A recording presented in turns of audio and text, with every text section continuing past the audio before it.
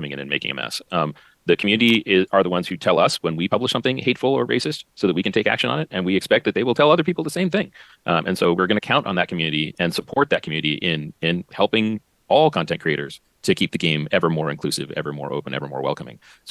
So what is going on here? This is Kyle Brink. He is executive producer of Dungeons and Dragons game at WotC. And he just told you that the community is going to tell him what they want to see in the game.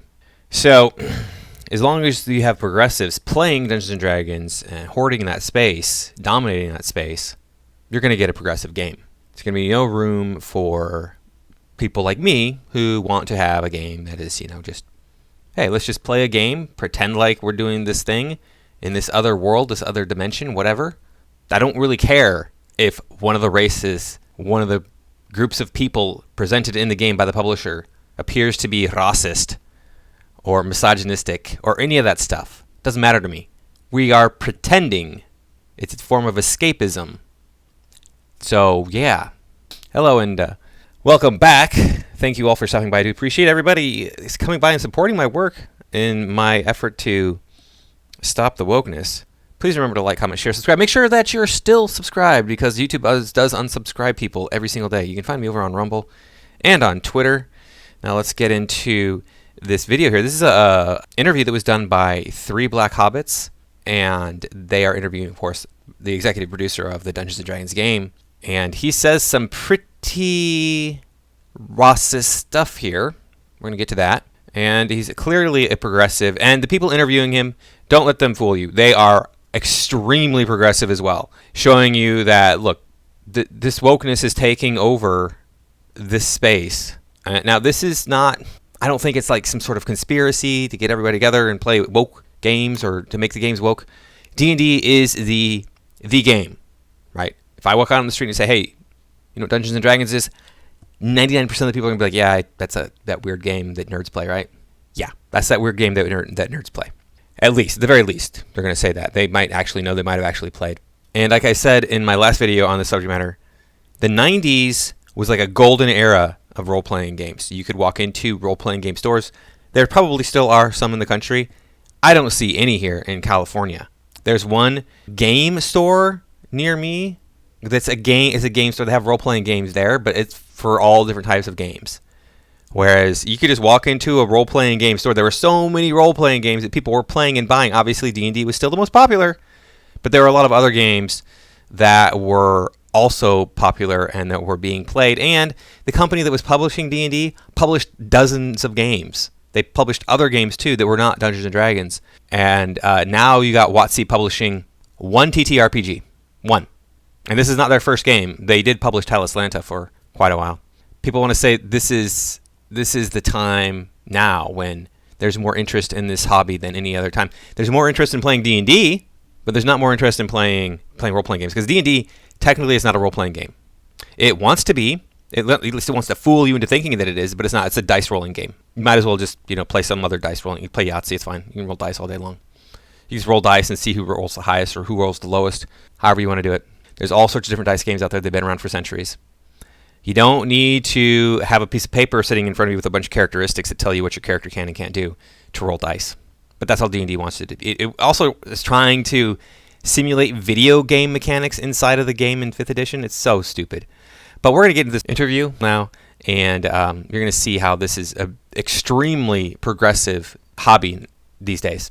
So we won't be doing it through legal language. We'll be doing it by supporting the voices who are calling out for improved inclusivity and improved openness. We're working on a content policy because people asked, hey, what do you even consider hateful? So we feel like we should publish something that says what we consider hateful and something that is adaptable and something that can grow with time as society wakes up and opens its eyes.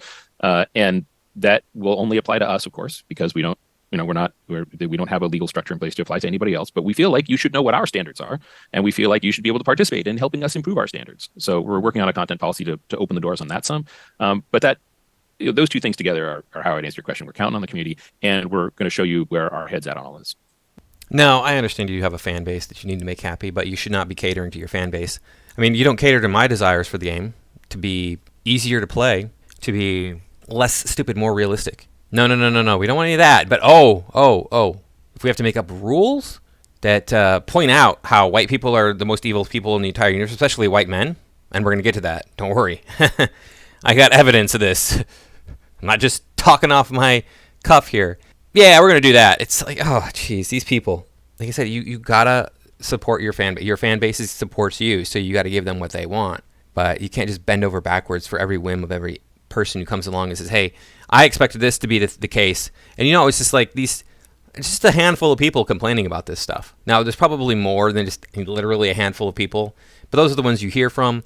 Maybe it's 2 handfuls of people. These are the ones who are complaining, who are making a big fuss about nothing. I'm going to show you how this big thing that everybody's complaining about last year regarding one of the races in D&D is nothing. But let's get back to the interview. There who can just point things out that may get kind of overlooked, without it getting to the community point, and then everything blows up.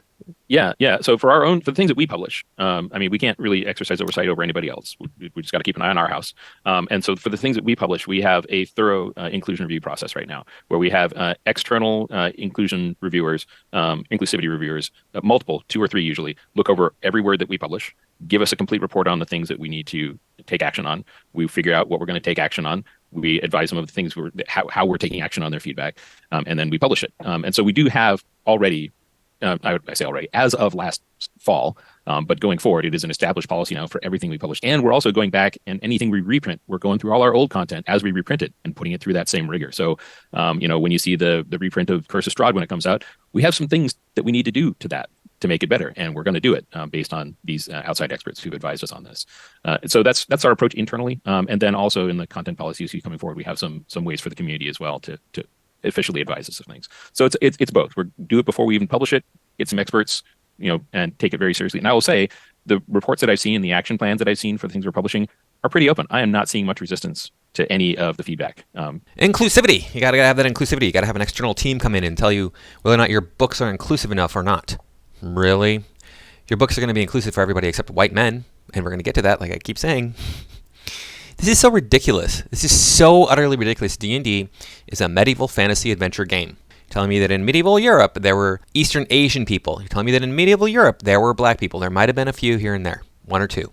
But the way they present this, there's black people all throughout medieval Europe. This is not something that needs to be done. When I was gaming throughout my life, I've played with people of all different types. Played with Asian people, black people, Hispanic people. I mean, we had a guy, he was very Americanized. He was a Hispanic kid. He was born here in America, in northern Illinois, where I'm from, and he wanted to play a superhero Brick, tough guy. And so he looked up the term for brick in Spanish, and that's what he named his character. So you're telling me that we're not inclusive. I understand they're talking about their publications and how their publications have to be for all different peoples. We didn't have that when I was a teenager. Why do we need it now? We had people in our group when I was a teenager who were black, Hispanic. Don't think there were any Asian. There might have been 1 or 2 that came along, that came through, passed through. I did have a friend who was Asian that I would game, who was half Asian, who's half Korean, that I would game with. But as far as my open groups were concerned, we didn't have too many Asian people come by. But I mean, there's not very many Asian people living in northwestern Illinois. Not a whole lot of them. I mean, you go over to maybe Chicago, yeah, okay, you got a lot of Asian people living there. But anyway, back to the interview. We were talking about the Hadozi, is the fact that there was nobody internally who would have picked up on that kind of thing. Like the very fact that there has to be an external kind of audit kind of says that, maybe there should be some more diversity in the company as it is. Do you think that's something that you can speak on? Like, are there any plans to be more inclusive with your hiring process? All right, so we need to talk about the Hadozi, the dreaded Hadozi. Oh, their description of these people was so horribly racist that we had to have riots in the streets, apparently. I don't think it got that bad, but I mean, a lot of people complained that this is clearly inappropriate to have this race of gliding monkey men be compared to the black race in any way whatsoever. How dare you, sir? Now, it's going to get even more crazy when we hear what this Jeremy Cobb has to say. We have much greater rigor on our basic processes, and we've also layered in multiple independent inclusivity reviewers on everything we publish. it seems to me that we did I say this because we did an episode actually about the previous version of the Hadozi from like 3.5 edition, and even it's funny, my dad knows nothing about D&D, so I described to him the general way that the previous version had existed, and as I kept going, his face went more and more from quizzical to deeply horrified. And I guess in light of that, with how kind of undeniably the previous editions had the Hadozi situated as essentially a parallel or metaphor for like the American slave trade, it just seems like a big oversight to let one person then be responsible for writing a significant portion, because it's not like the backstory was long that was published in the new version, to be responsible for writing a specific a significant portion of the new lore, the new official lore for the race, and not having that checked over. All right, so I don't know where they're getting this information from. This could be completely false. I don't want to say that they're being dishonest because they all seem to be on the same page regarding this description of the Hadozi from version 3.5. Here we have the Wikipedia page for Dungeons & Dragons rulebooks, and we're looking at 3rd edition, 3.5 edition, and you can see the first few books are 3rd edition, only 3 books, 3rd edition, and then it gets into 3.5 edition, and there's a lot of books here. Here we go to 4th edition. So there's all these books right in here. Now, I own the Player's Handbook, which doesn't have the Hadozi in it. And I own the 3 of the monster manuals. I've looked at all 5 monster manuals, and there's no Hadozi mentioned in any of the monster manuals, which you'd think they would be in there since the monster manuals where everything is supposed to live. All of the different things are supposed to live, and they don't.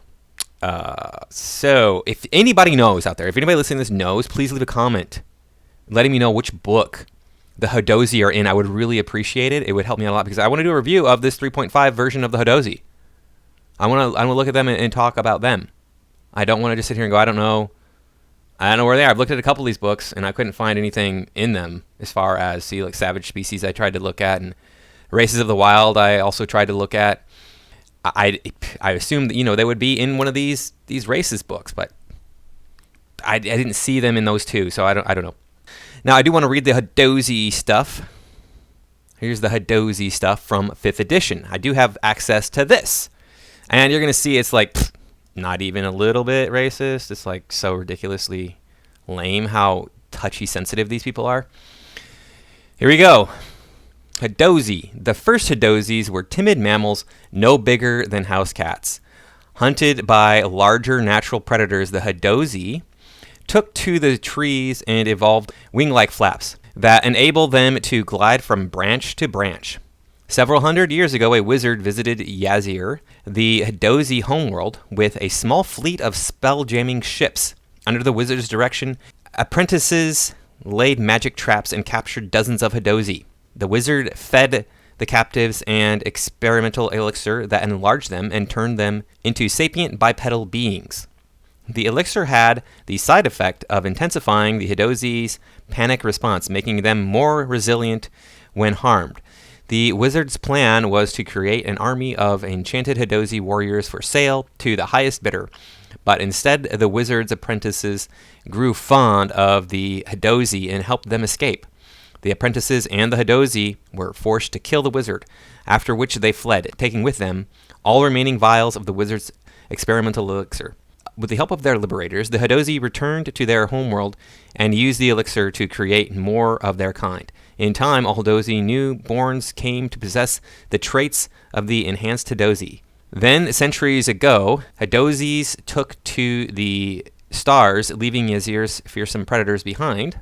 In addition to being natural climbers, Hadozi have feet that are as dexterous as their hands. And so it goes into the actual racial description. Here is the image of the Hadozi. You're telling me that parallels the North American African slave trade.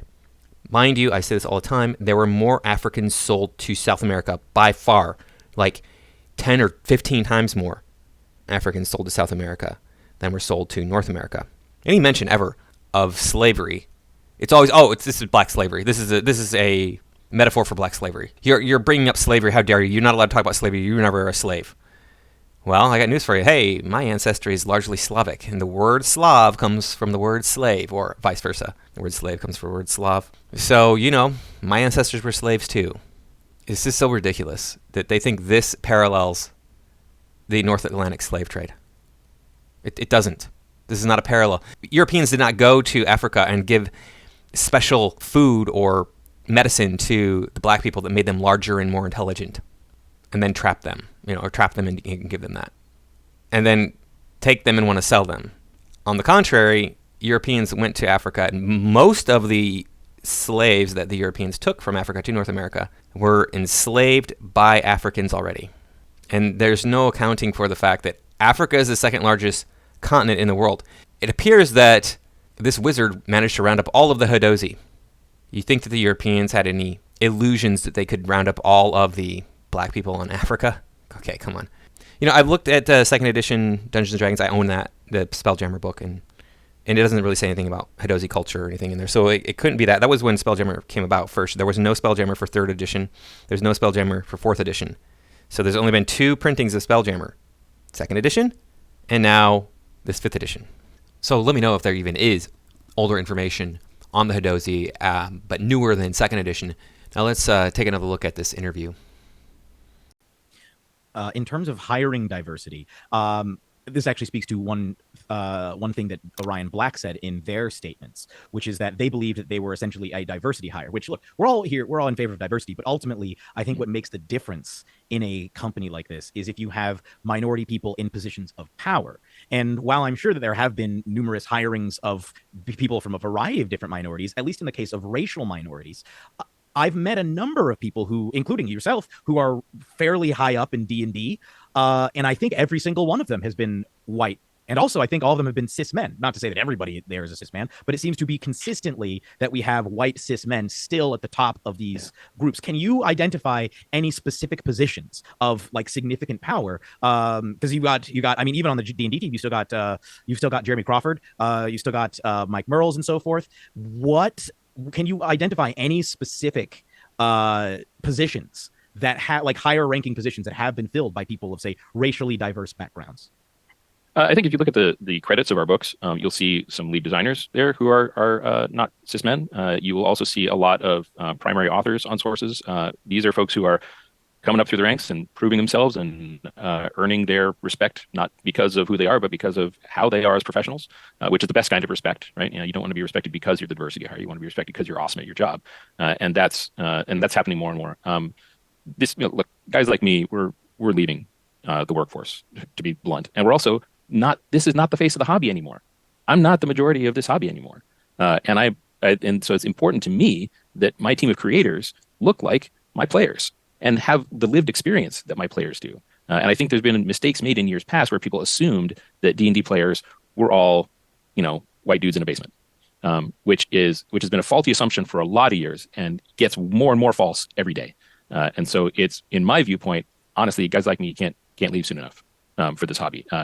So there it is, the racism from this Kyle Brink, who is executive producer on D&D. Now, first off, he didn't answer Jeremy Cobb's question. Jeremy Cobb asked him, can you name a person? Can you specifically name someone who is a high-ranking producer at WotC for Dungeons & Dragons who is not cis white male, right?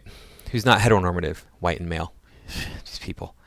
But this Kyle Brink says, hey, look, it wasn't even, it's not true that only white guys in a basement are playing this game. Okay, then what's the problem? He literally just said that. Hasn't been that way for a lot of years. Yeah. Okay. So the first time I played with somebody who was not white in a role-playing game was probably 1990. So that's 33 years ago. It's aging me. And then, of course, Kyle Brink says, white men get away from the hobby. I think we should, yeah. You're right. We should not play D&D ever again. You should boycott D&D, period, if you are white. Because white people apparently are evil and should not be playing D&D. I would say it's the other way around, that D&D is evil and pointless and stupid, and you should be playing other games, better games. This guy, he wants to demonize his own people. That's a winning strategy, yeah. But honestly, we should not be messing up your game. You should be playing your game. Honestly, you shouldn't need to trust Wizards of the Coast to play Dungeons & Dragons. Yeah, but you're trying to explain this to progressives who need you to agree with them on everything, or else they can't support your product. All right, so that's all I'm going to cover for this interview, really. There's going to be a little clip at the end. I'll leave a link to this down in the comments so you can watch the whole thing. It's an hour and 15 minutes long, but the actual interview is only about an hour long, and then Liv and Jeremy talk for about another 15 minutes. Liv comes up with this brilliant idea that she's going to go play other games that are not Dungeons and Dragons. They both agree that, hey, look, there shouldn't be this game that like is so dominant in this hobby like D&D is. And then Liv's like, there's so many other great games out there. I'm going to start learning and playing other great games, even though it's like D&D isn't a great game, so you can't really use other in that statement. But so she doesn't realize that she might be awakening to this notion that D&D is garbage. And I'm going to mention some games here that I think that you should check out, that are not D&D. And I do this a lot. I talk about different games that you should play. I'm going to mention some games I've never mentioned before. So we have Star Frontiers here. And you can get it on eBay or Amazon. Amazon is like hundreds of dollars. So on eBay here, oh, well, that didn't work. What was this here? I don't know if we can look at that. So this guy right here, look at this. This little image right here, that's the Hadozi. The Hadozi were apparently taken from Star Frontiers, which is, if you look down here, a TSR product. The original publisher of Dungeons & Dragons was TSR. I never played Star Frontiers. I wanted to. But the people I was gaming with, who were into a lot of different games and playing a lot of different games, said that this game was terrible. And TSR printed a lot of bad games. Obviously, all of the bad things I've said about Dungeons & Dragons indicates that they would also publish other games that were not so great. And the games that I have looked at from TSR, the rules are just wonky and difficult to work with and not very realistic and limiting on your play. Another game to play is the DC Heroes game, RPG 1995 box set. Good condition, apparently. Here you go. So you can play this. This is a good game, really good game. I had a lot of fun playing that. Another game to play is the Marvel Superheroes game right here. Player's book. These are not published. These are not being published now. The as far as I know, the Marvel's game or the DC game. Now this is by TSR. I don't know if it's the same version of it that I played. I don't think that it is. I think I have a PDF of this, and I've looked at it, and it's not by TSR. And another game that we're going to take a look at here real quick that I have mentioned before is Earth Dawn. So we have a second edition here of Earth Dawn. I would recommend checking out this one too. Those are all games that are not Dungeons and Dragons that you could get and you could play, and they're going to give you more fun than D&D ever could. Easier to get fun. Now, in my last video on Dungeons and Dragons, somebody left a comment saying, "Hey, sounds like you had a bad experience with D&D or something like that." The implication seemed to be that I've played D&D only maybe once or only a few times, and it was not good. On the contrary, I've played Dungeons & Dragons perhaps more than any other game. The only other game that rivals the number of times I played D&D is the Hero System. Now, I didn't keep track of how many times I played each game, but it's pretty close to the same amount. I'm not sure which one is in the lead. And I would say overall, I had a good experience playing Dungeons & Dragons. Probably 60%. Maybe even 70% of my time playing Dungeons & Dragons was enjoyable.